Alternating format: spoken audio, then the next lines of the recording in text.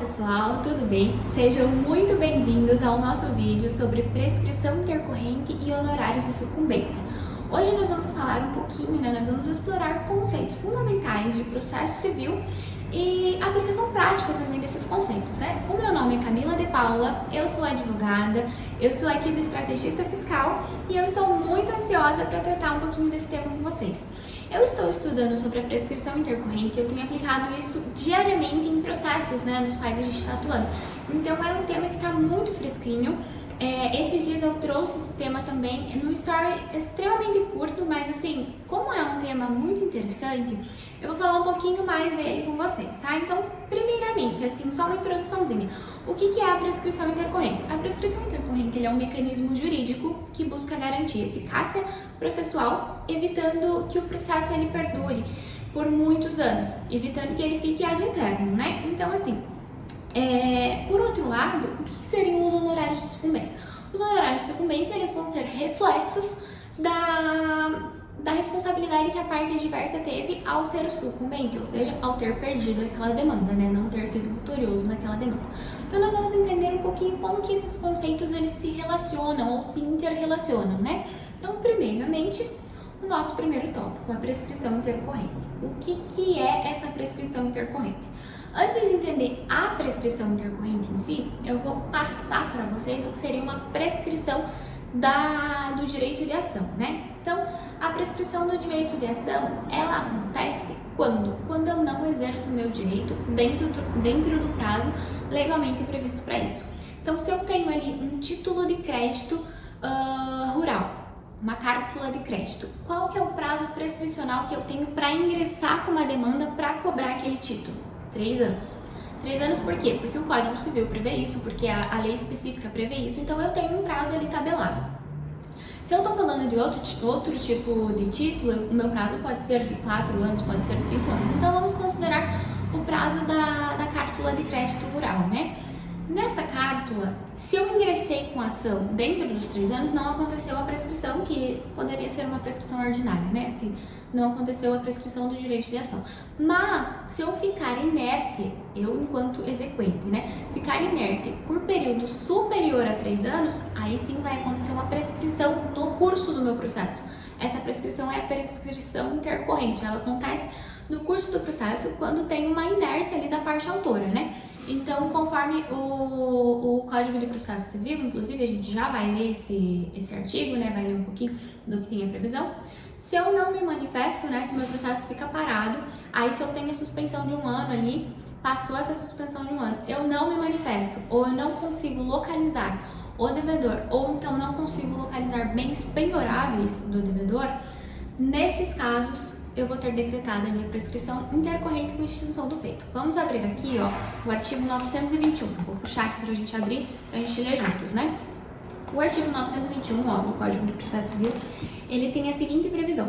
Suspende-se a execução, inciso 3º, quando não for localizado ou executado ou bens penhoráveis. Então, a execução ela vai ser suspensa pelo prazo de 1 ano. Encerrado esse prazo de 1 ano, vai começar automaticamente o meu prazo prescricional, no caso do nosso exemplo agora, que é uma cártula de crédito rural, 3 anos. Se em 3 anos eu não localizar o executado e nem conseguir localizar bens, prescrição, E aí a gente tem uma questão, o que acontece nesse caso do nosso processo, A norma que a gente está tratando, da prescrição intercorrente, qual que é o objetivo dela? O objetivo da norma é justamente ter celeridade processual, celeridade e dar eficácia também para a tramitação dos processos judiciais, porque o que acontecia? A gente tinha muitos processos de 2002, processos de 1997, processos muito antigos que ficavam ali no judiciário, aí volta e meia o exequente ele fazia uma petição, fazia um subestabelecimento, qualquer coisa só para que a marcha processual continuasse ali eternamente e não tivesse um resultado efetivo. Então, justamente por causa dessas hipóteses é que a gente tem essa previsão ali, Então, a prescrição intercorrente ela acontece em muitas situações, por falta de impulso processual, E também quando o feito está paralisado, que nem eu comentei, Um exemplo também é quando o autor ele não apresenta diligências necessárias. Então, assim, Eu tenho um caso que a gente teve até julgamento na semana passada, que ele aconteceu da seguinte maneira. Foi ajuizada a ação lá em 2008. O executado, ele tentou ali no início uma penhora, ele conseguiu fazer uma penhora no processo de milhões, ele fez uma penhora de R$900. Esse valor aí não é suficiente para garantia do juízo, e como não foi suficiente para garantia do juízo, o exequente ele teria que ter promovido outros meios, né, para garantir essa execução, não promoveu. Passaram-se quase 10 anos, aí sim ele fez uma penhora, porque aí foi quando ele se manifestou. E quando nós fizemos a arguição de que teria já ocorrido uma prescrição intercorrente, a manifestação dele foi no sentido de que, mas olha, doutor juiz, se o senhor conferir no processo, eu fiz, sei lá, 10 manifestações. Nós fizemos um quadro para demonstrar o que tinha naquelas manifestações. Primeira manifestação, substituição de advogado.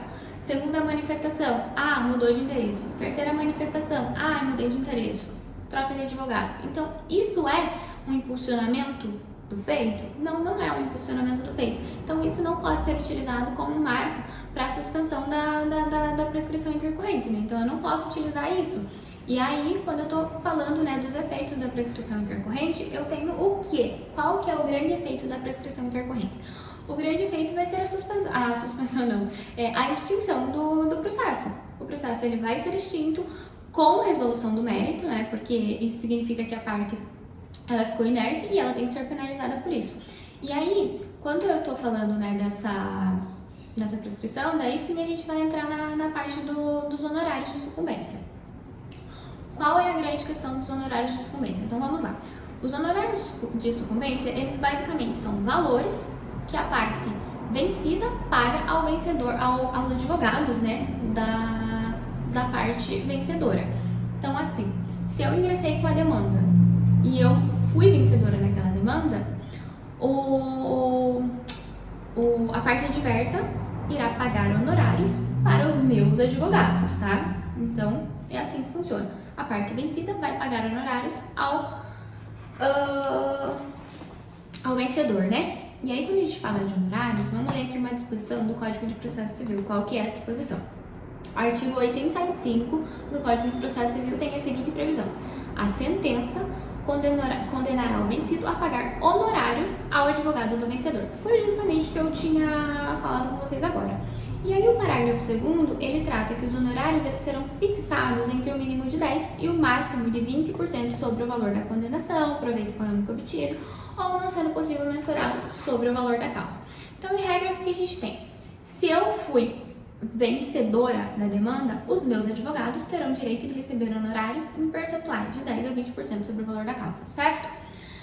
Só que quando a gente trata da prescrição intercorrente, nós temos duas questões. A primeira a gente tem muitos julgados, né? Se for procurar jurisprudência do STJ e dos tribunais também estaduais, o que a gente tem? Estaduais e TRFs também. A gente tem que, mesmo se saindo vencedor, às vezes o vencedor ele era condenado ao pagamento de honorários pelo princípio da causalidade, porque muitos julgadores eles entendiam que assim, o exequente ele perdeu a demanda porque teve uma prescrição intercorrente, mas ele só ingressou com a demanda porque tinha um devedor. Então, se o devedor que deu causa ao ajuizamento daquela demanda, ele que teria que arcar com o pagamento dos honorários. Por outro lado, nós tínhamos outros julgadores que eles entendiam de forma diversa, que assim, o exequente, ele se manteve inerte, ele não promoveu o impulsionamento oficial do feito ali, ele não garantiu a execução, ele não citou o executado. Nesses casos, como quem ganhou a demanda, entre aspas, foi o devedor, então o advogado do devedor teria direito aos honorários. Mas, nós tivemos uma alteração no Código de Processo Civil e essa alteração ela aconteceu no dia 26 de agosto de 2021, tá? Então, qual foi essa alteração? Essa alteração ela foi trazida por uma lei, né, que é a Lei nº 14.195 de 2021. E a previsão dessa lei é justamente a seguinte, foi uma alteração no artigo 921, parágrafo 5º, que prevê o seguinte, o juiz, depois de ouvidas as partes, no prazo de 15 dias, poderá de ofício reconhecer a prescrição no curso do processo e extingui-lo. Até 25, né, de agosto de 2021, nós tínhamos somente essa previsão. Quando teve essa alteração legislativa, o parágrafo 5º passou a contar com a seguinte disposição ao final: sem ônus para as partes. O que isso significa? Que se eu tive a decretação da prescrição intercorrente no meu processo, não vai ter condenação em honorários de sucumbência. E aí nós entramos numa grande controvérsia. Primeira, os honorários, eles são direito de quem? Honorário é direito do advogado, a gente não está falando da parte. Então, quando teve essa discussão para a inclusão dessa parte no artigo, né, dessa disposição no artigo, questionou-se o fato de que, mas o exequente, que era o credor, né, além de ter saído sem nada, ainda vai ter que pagar honorários para o devedor. Então, o devedor está sendo beneficiado duas vezes, um por não pagar a dívida e a segunda por receber honorários ainda. Só que não. O devedor ele não está recebendo honorários, quem vai receber honorários é o advogado, que teve que trabalhar naquela demanda, que teve que perceber que o exequente ele estava inerte, que ele não estava agindo de acordo com o que prevê, né, o nosso código. Então, nesse caso, esse é um dos questionamentos. Se o advogado é o titular dos honorários, como que nós podemos, ou como que o código simplesmente extinguiu esse direito do advogado? Esse é o primeiro ponto. E o segundo ponto que a gente entra é o seguinte: e os processos que ficaram parados porque o juízo, porque o judiciário não deu impulso?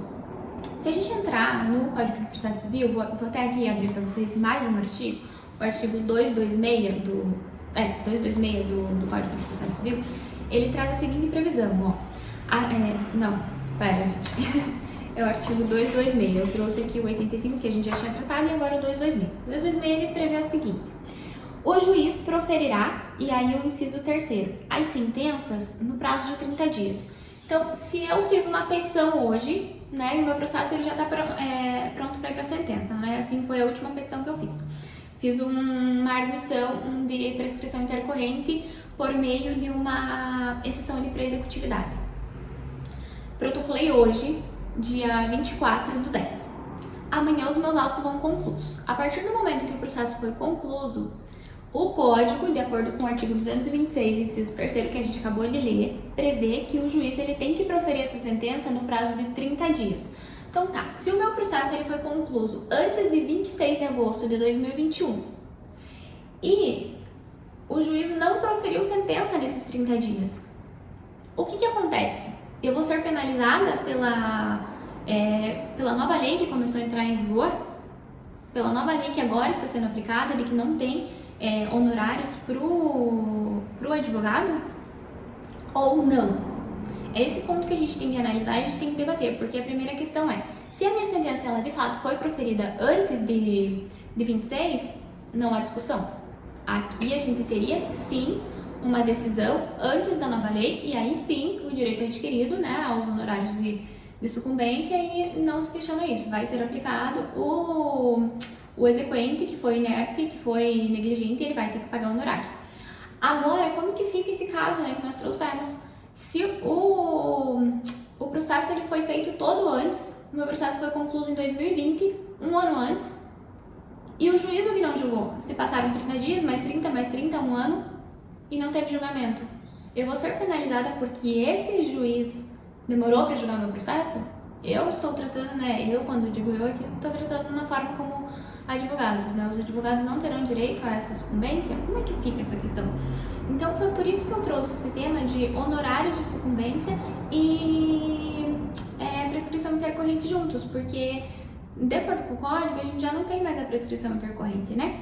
A gente tratou também, né, de como que eu faço o cálculo dos honorários, né? E que é de acordo com o que prevê o Código de Processo Civil, qual que é a relação, né? Que é justamente isso que a gente tratou. A prescrição intercorrente ela pode impactar nas questões dos honorários, porque eu como advogado posso não ter mais direito aos honorários e não tenho, né, de fato, porque aqui o código ele já está prevendo ali no parágrafo 5º, né, com a nova redação a partir do dia 26. Nós já trouxemos algum exemplo prático, né? Então, assim, eu espero que vocês tenham entendido essa questão, que vocês tenham entendido também o motivo pelo qual eu trouxe essa discussão ali, né? Se caberia honorário, se não caberia, se é direito do advogado, se não é. A gente tem muitos julgados, né? Nesse sentido, a gente tem uma questão meio obscura também nesse sentido, porque não tem nada definido. Então, Eu tive um julgamento na semana passada que teve divergência e por ter divergência foi para a câmara estendida, então a gente tem que pontuar que se fosse uma questão bem definida, já teria sido julgado no primeiro julgamento, na primeira sessão, não teria necessidade de uma câmara estendida, não teria necessidade de posicionamento diverso entre os desembargadores, né? E por isso, então, vamos concluindo aqui esse vídeo. Eu espero que vocês tenham gostado, que vocês tenham entendido, né? Que vocês tenham entendido esses elementos essenciais, fundamentais, que garantem a eficácia dos processos, que garantem também uma justiça, né, mais célere e eficiente. Eu vou deixar aqui para vocês, né, o nosso Instagram, então se vocês quiserem, entrem em contato conosco pelo Instagram, podem deixar comentários aqui no vídeo. Tem o nosso site também.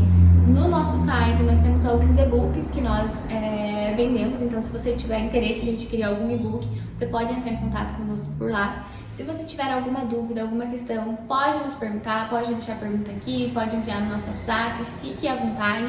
Se precisar de alguma consultoria também sobre esse assunto ou sobre outros assuntos que possam ter sido apresentados aqui no canal ou que às vezes a gente não apresentou, mas que você tenha alguma dúvida, nos envie também. Nós precisamos dessas consultorias, no nosso site tem os valores, tem tudo bem certinho, bem definido.